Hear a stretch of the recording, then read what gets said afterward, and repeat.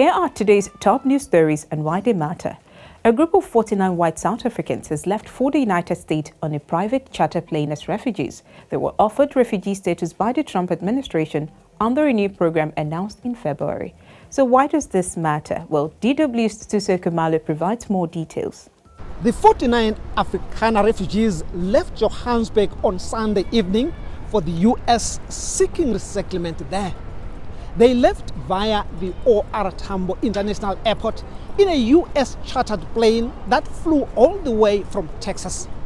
What triggered this?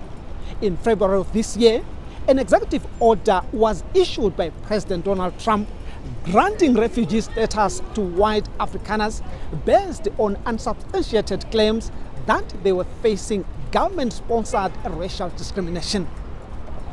This order resulted in the airlifting of the first group of 49 individuals as part of the refugee status program. The South African government has criticized those who accepted the offer, accusing them of making baseless allegations of persecution.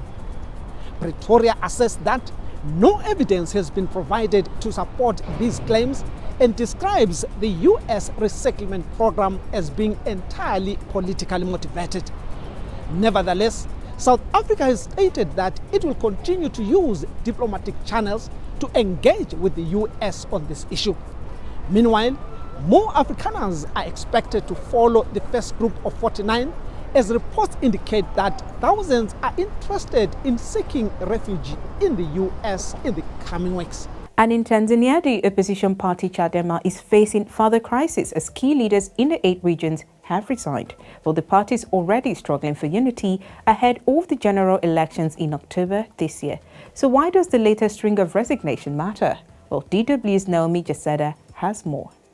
The recent resignations within the Chadema party have deepened the crisis. Once seen as a key alternative to the ruling party in Tanzania, Chadema is now experiencing a significant challenge as several leaders from 8 regions across mainland Tanzania have stepped down. These leaders are from the coastal, northern, Serengeti, southern, central, Nyasa, Victoria and the western regions. In a joint statement, they cited their decision as a response to increasing violations of the party's constitution, as well as a rise in hatred and discrimination against the leaders and members who had supported the former Chadema national chairman, Freeman Mbowe. This wave of resignations follows shortly after another group of senior party members also left, raising concerns about the future of Chadema. It remains unclear how the party will recover in time for the upcoming general election in October.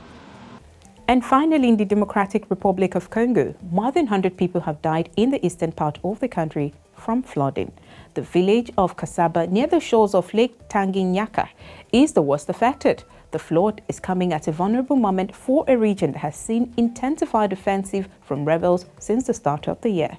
The affected area is still under the administration of Kinshasa, though, and is not among the zones taken by M23. But local officials say humanitarian support to those affected could be delayed due to difficulties with mobile phone network coverage.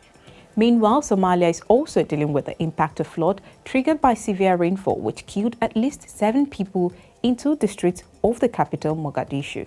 Government officials say some major infrastructure, including 6 major roads, had been damaged, hindering movement of people in the capital.